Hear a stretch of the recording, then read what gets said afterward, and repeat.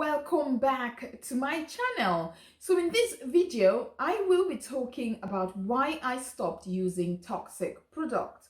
I mean, have you for 1 minute thought about some of the ingredients present in the products that we use on our skin, around the home, personal care products and things like that? You'll be amazed. I hadn't until I had to. Since I became aware of the dangers found in some of these products, my life has never been the same. I changed every single one of them and I have seen the benefits. And I think it's something that you can incorporate into your life, not necessarily stopping, but gradually coming out of using toxic products. So a bit of background story. So a few years ago, I've talked about this on my previous videos for those of you who are following, but if you haven't, you can go back and watch it. I'm just going to give a brief overview why I stopped using toxic products. So a few years ago, my husband and I decided to start having children, and because I do have a genetic disorder and my husband is a trait, we did not want to go the natural route because we wanted to avoid any chance of us having a child with a genetic blood disorder. So I suffer from sickle cell.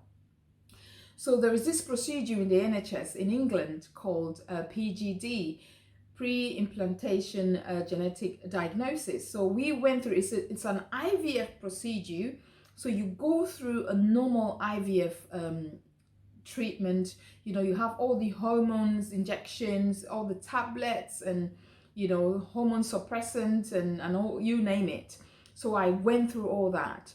And so the whole idea was that, my eggs will be harvested. So all this therapy, injections and everything was to help my body produce as many eggs as possible. So went through all of that. And I was meant to have three cycles of IVF. So went through the first one and went for harvesting. So after you've had all these injections and things, you have to go back and your eggs have to be harvested. Like I said, the aim is to produce as many eggs as possible. So harvestation, not so good. So I was told that unfortunately my body has not produced as many eggs as they should have. So it was devastating. It was very upsetting to hear that, because it was a horrible, for those of you who've gone through IVF, it is a horrible thing to go through, especially for those who are trying to have babies, but you will do anything at all to have a child. So this was very devastating news for us. So, but we had hope that at least this hasn't worked. We have 2 more chances. So when we went back, after the eggs were harvested, we only had 3 instead of 30 or something. So we went back for the consultation to tell us what happened, what could have gone wrong, what I might have done better. So the doctors told us that unfortunately they don't think that, I will produce any more eggs or any eggs at all. And because of that, I would not be having the 2 other cycles that they were meant to give me. This was very upsetting. I mean, I think it's the worst news that I've ever been told. So they went further to say that my only chances of having a child was to either bring a donor or to have a surrogate or to adopt. I started seeing stars. I said, this could not be happening to me. So they told me as well that I have something called low ovarian reserve. So I had no idea what this was. I've never heard this before. I've never been told about this thing before. So very upset. So that was it. We went back home, very sad, very depressed. A few months after I'd come out of my depression, I started to do some research. So I came out of my depression and I thought, you know what, it's about time I start looking into this low ovarian reserve thing that has been labeled on me. Yes, labeled, because I refuse to accept it. So I decided to look into it in more detail. I mean, if you know me, I'm someone who doesn't just go for what my doctors tell me. I give them all the respect. You know, they have the knowledge and expertise in doing their jobs. But I think when it comes to my health, I have to put a lot more effort. So I started looking into what low ovarian reserve is. I never heard of it, you know, so I started reading books about it. I came across a lot of online articles, and apparently this is an issue that a lot of women have gone through and are going through, and is causing a lot of problems with women not able to have children. I started getting worried, but I was looking for a solution. So I came across a book which I've mentioned before on my channel. It all starts with an egg, with Rebecca Fetz. So I started reading this book, and in this book, Rebecca talks about so many, you know, reproductive issues that women go through, from PCOS to, you know, constant miscarriages to low ovarian reserve. I flipped, and started reading about low ovarian reserve, and lo and behold, the things she said about low ovarian reserve, I could not believe it. She did not recommend any medication, so I thought there's no harm in me trying these things. And she talks about some of the toxins that we use on an everyday basis and what impact those toxins have on our health, especially our reproductive system, our endocrine system, our hormone production system. And I thought, this is interesting. I never knew anything about this. I never ever heard about toxicity in products that we use. So I started reading more and more and more, and the more I read, the more I became so upset with everything that was around me, everything in my home. So I started getting rid of every single one of them. So I changed all the products that I used. So I started becoming aware of some of the ingredients that were causing more harm. And I looked into my cupboard, removing one after the other and replacing them with more friendly and non-toxic products. So we started using, I mean, my husband became used to it because, you know, it took us some time. You know, you can imagine being used to some of the products that you use on a daily basis, and this woman just comes in and start throwing them out one after the other. I said, listen, babes, if we're gonna have any children, we got to start change these things. You see, you got to get rid of it. You got to get rid of it. So I just have to try it. I don't know if it's gonna work. I just want to try it because I don't have any other option. I don't mind going to adopt, but before I do that, I want to try every possible thing that I can. So I started getting rid of them, replacing them with non-toxic products. And I used them, you know, for a few months. And, you know, we've been trying, bear in mind, we've been trying to get pregnant naturally. It wasn't happening. So we decided to go and see a doctor, and then they referred us to IVF. So, you won't believe it. A few months after me trying these products, I started having pain in my tummy. I took the pain for nothing. So we contacted the local hospital that we wanted to have a second opinion on our IVF treatment. So they accepted, after having listened to, you know, everything we told them with their first experience, they accepted to start us again on the PGD journey, which we were very willing to do. So we were just waiting for my period to start before we could do that. Period wasn't coming. Yeah, the flower wasn't coming. No. So after I waited a few weeks, they said, okay, you come and have a scan and we'll see what's going on. I went to have a scan, and the sonographer said to me, young lady, I think you're carrying a child. Can you believe that? I was pregnant when they told me I couldn't. So just so you know, I am not looking for perfection, because I think there's no such thing. We have chemicals, you know, around us all the time, but the least we can do is to avoid overexposure and reduces the harm that is causing to our system, to our bodies. And, you know, it's also good for the environment. So the first ingredient I will be talking about is fragrance or perfume. You see it listed as perfume in some products.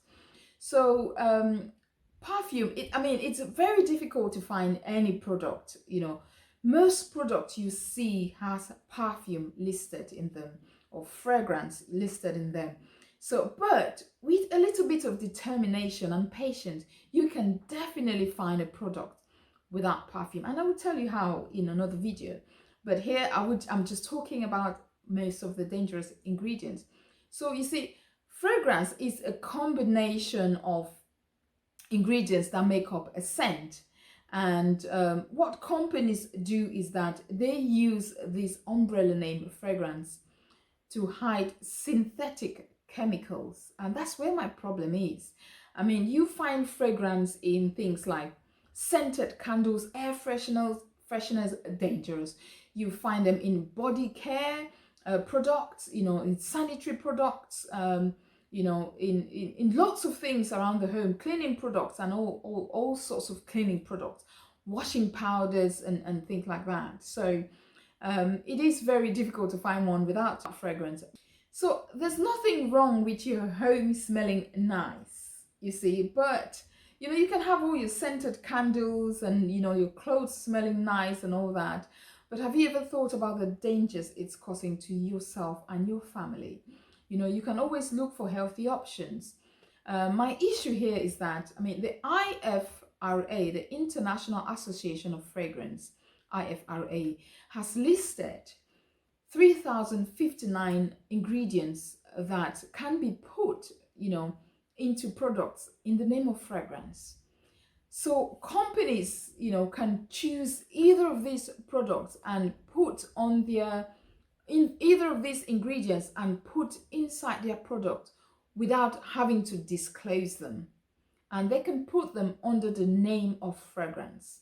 So they don't have to disclose them. They can just put it there and you just use it. So my issue is that we don't even know which of these products have been put in, and they're causing all these health problems. So why not just avoid them in the first place? You can find alternative products if you want, your home to smell nice. There are more healthier options. So that is where I decided to put a stop to toxic products, because fragrance has been found to cause issues with endocrine systems. They disrupt our hormones without you even realizing it. They have been found to cause a lot of skin problems, eczema, severe acne, and you name it. They have been found to cause a lot of reproductive problems. They have been also found to cause some forms of cancers. So just avoid using them, to save the lives of your loved ones, because overexposure, you don't know how much you're piling. And it's even been found to cause some organ damage. So, every little piles up. You just never know. The next ingredient is called formaldehyde, and this is found in baby products. I know, can you believe it? Baby products. Also found in shampoos and nail polish. And we also have an ingredient called mineral oil or petroleum jelly. So this is usually made from petroleum products, and you find them in a lot of cosmetic products, personal care products, baby products. We also have an ingredient called parabens, and this is a very common one and is found in most personal care products. So we also have them in shampoos and a lot of cosmetic products. So there's also an ingredient called OXYBENZONE. So this is usually found in sunscreens, in perfumes, and they have been found to cause loads of skin allergies. So watch out for these. And there's also an ingredient to look out for called phthalates. Phthalates is another popular one. Is found in plastics, in cosmetic products, in personal care products. So usually when you go to buy some plastic products, they will tell you BPA free and things like that, phthalates free, and this is something to look out for. And these phthalates ingredients have been found to cause lots of damage to the organs like the liver, the kidney, the lungs, and also the reproductive system. So we also have something called 1,4-dioxane, and this is used as a solvent, and it is also found in detergents, it's found in some shampoos, so watch out for those. So the next ingredient to watch out for is called DIETHANOLAMINE, and this is found in detergents, in personal care products, in cosmetics. So watch out for those. So the next ingredient to watch out for is something called BHA/BHT, and this is used as a preservatives and also found in lipsticks, moisturizers, personal care products, and is also being used as food preservatives. So watch out. So the next ingredient is called TRICLOSAN, and this is found in toothpaste, in antibacterial soaps. I mean, I've never got around these antibacterial soaps, you know, antibacterial hand washes and things like that. I'm not a big fan. I've never been a big fan since I became aware of the toxicity and things like that. Just so you know, you don't really need an antibacterial soap to wash and remove the germs in your hands. All you need is a good old soap and water. It doesn't have to have any chemicals in it to give you antibacterial protection, because as long as you're washing your hands with soap and water, you're good. So stay clear of TRICLOSAN. So the next ingredient to watch out for is silver nanoparticles, and these are found in a lot of cleaning products, a lot of personal care products. So the next ingredient to watch out for is PEGs, or polyethylene glycol, and these are found in personal care products, in laundry products, in cleaning products. So guys, watch out for these. And the next ingredient is called TOLUENE. So these have been found in nail polishes, air fresheners, scented candles. Scented candles are one of the most dangerous, toxic products out there. You know, I'm not stopping you from wanting your home to smell nice, but think about the toxicity these, you know, fumes are giving out.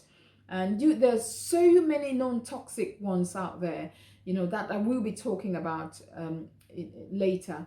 So watch out for these. And the next product ingredient to watch out for is SLS or SLES. These are found in personal care products. So thank you for watching this video. So the whole idea of this video is that when next you go shopping, just take a little bit of time and look at the ingredients of some of the products that you're buying. You know, see if there's any alternative, any non-toxic ones. And usually there is, you know. So it's just so we can just contribute to keeping our bodies, our health intact. You know, as someone who lives with, you know, a health complication, I always make sure that, you know, I do my best in keeping myself well and, you know, preventing, you know, illness from some of the things that I use that I don't even know.